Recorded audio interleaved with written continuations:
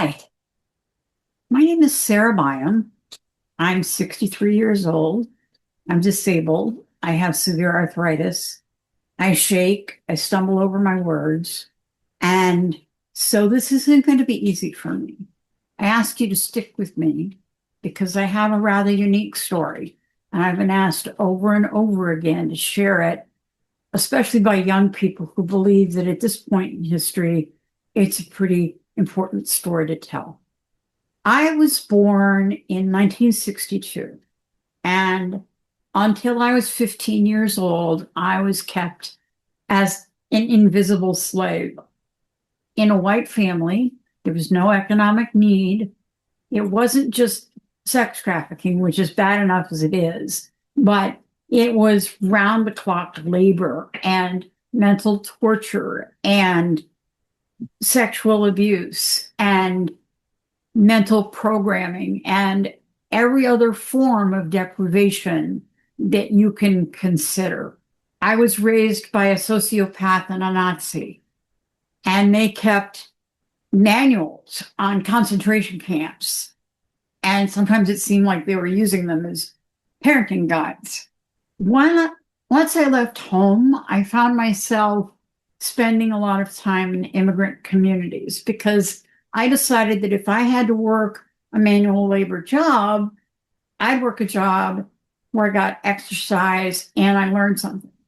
So all the way through school, starting at age 15, I worked in restaurants in immigrant communities. I was welcomed and I learned a great deal from people whose families had immigrated to the United States. I learned about how to survive. I learned about their struggles. I learned about how they overcame those struggles. And because so many of those struggles were parallel to the struggles in my own life, I learned how to have a life of my own. And most young white people right now are kind of shocked to find themselves in the position that I was in when I was 15.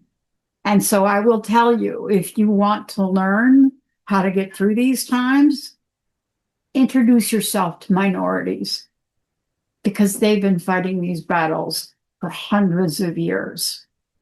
And they have the skill sets that you may not have yet because you may not have needed them yet. So we hate immigrants in America right now. We hate all immigrants, but most of us don't remember that at some point or another, each group that came to America was considered a hated minority. And even the people that were already here when the Pilgrims landed were considered a hated minority in the land they lived on. So nobody seems to take into account that as the Portuguese and the Spanish invaded South America and Central America, those people are still indigenous people. And yet we treat them as though they don't belong here if they cross a border that we arbitrarily created, which is especially absurd when you think about the fact that we need their labor because they need to work and we're having fewer and fewer children. It's not the wisest choice. So when you find people are trying to convince you to hate your neighbors, I want you to look at who has something to gain from that divide and conquer technique. Because all of us emigrated from Africa. All of us originated from Africa and then immigrated out to the rest of the world. So separating human beings on the basis of the color of their skin or the accent of their language is just plain silly. Our blood is all the same. We have so much more in common than we do not. The most radical thing you can do every week is invite 3 people for coffee. 3 people that you know nothing about, that are not from your community, not the same color, not the same ethnicity, not the same religion.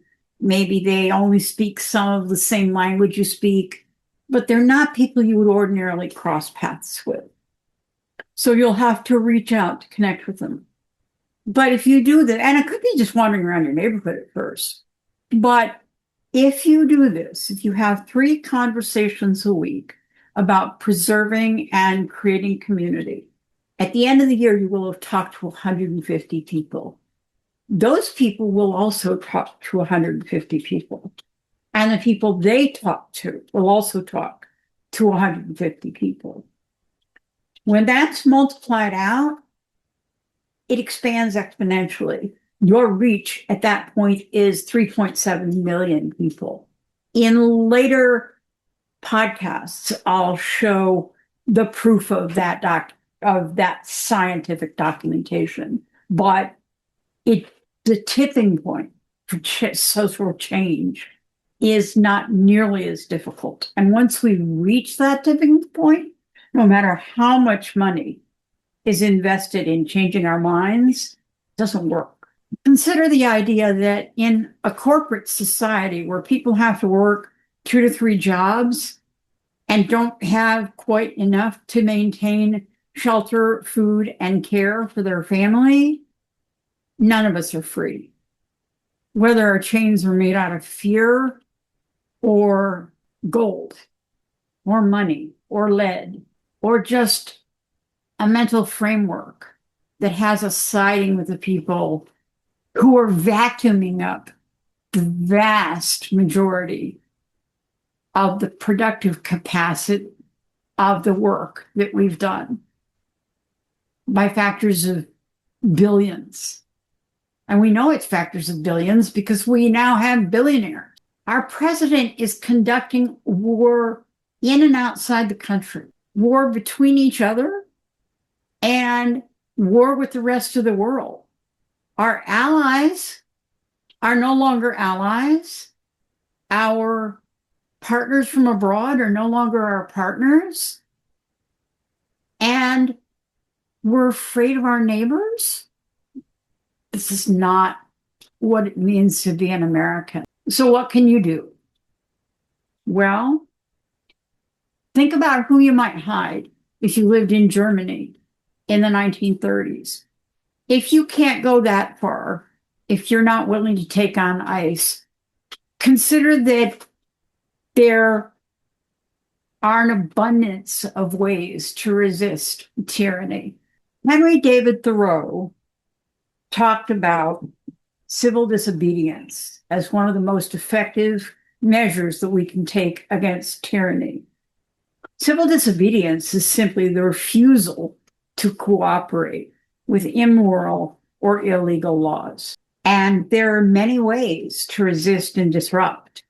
You can use direct confrontation, but you don't have to. You can simply withdraw your support from a system that abuses others. So pick the place where you have any leverage, depending on your bandwidth and your strength, and use it for yourself, your family, and your community, because we won't survive if we don't stick together. It is fundamentally non-cooperation with evil. You can confront it directly, or you can simply not cooperate with it. And there are as many different ways of not cooperating with evil as there are human beings. There's rapid response for due process protest. When you find out that people have been arrested illegally, you can join groups that participate in that. But there are also other things to participate in that can support your community that aren't as public. If you're not making enough to make ends meet, start organizing where you work. Start considering creating small businesses out of cooperatives of people that you know. There are multiple people out there revitalizing small towns by getting them to pool their resources and do things like buy their own power companies.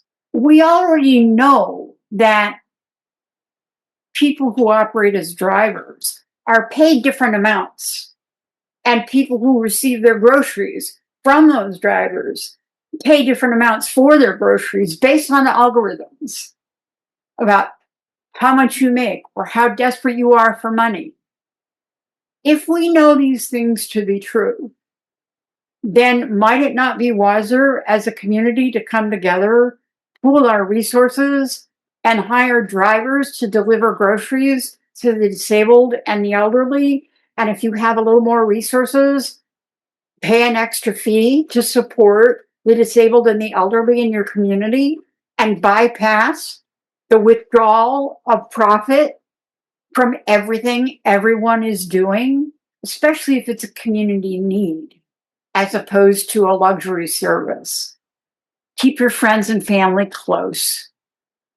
Participate in groups where you don't need to spend money to get along. There are buy nothing neighborhood groups where people offer up things that they have to share with their neighbors. We live in a very rich country, and we have more things in our country than we could ever need, most of them stored in basements and garages and attics. And if we bring those things out and start to share them, we'll start buying a whole lot less. There are free stores. There are working wardrobes from the YMCA if you don't have the type of clothing you need to interview for professional jobs. There are treehouse organizations to provide things for kids. There are furniture organizations that'll provide free furniture if you need it. There are services available to provide mobility to disabled seniors. Links to all of these services can be found on my Substack column, which is Practical Hope in Hard Times by Sarah Byam. And it's not hard to find, and the links will be at the end of this podcast. The lists I provide are by no means comprehensive, and I'll include a verification of everything I have to say in every Substack that I provide. But contrary to what we've been taught, human beings survived for 200,000 years because we cooperated. And yes, all human beings are suspicious of strangers. But if the stranger approaches with open hands and without weapons and without threat, they'll be welcomed. And probably the most important thing you can do to participate in your democracy right now is to advocate for the young people who want to participate and the people who want to create demonstrable change. One of those is David Hogg, who's created an organization called Leaders We Deserve. He was a gun activist from the Sandy Hook massacre, who withdrew from his position of being the vice chair of the Democratic National Committee to run Leaders We Deserve and put people up for office who are willing to take aggressive action towards human well-being and community well-being. Lastly, I'm going to say, stick together and take care of yourself. Self-care is a revolutionary act. Rest as often as you need. Find your own level of participation. But as Winston Churchill said, when fighting fascism, never give up. Never give up. Never give up. This is Sarah Byam inviting you to create a community table where you invite neighbors who don't look like you, who don't speak the same language you do, who may not live in the same neighborhood you do or make as much money as you do, who are as different from you as you can imagine, and share the stories of your family's history, because you will find that you have far more in common than what separates you. And the people trying to separate you are not the people who live in your neighborhood or the next neighborhood over. They're the people who are benefiting from your separation. And it's a very, very, very tiny sociopathic minority. Don't let them win. Together, we prosper. Divided, we fall. Find something today to be joyful about and share it with a friend. Thanks so much, Sarah Bryan.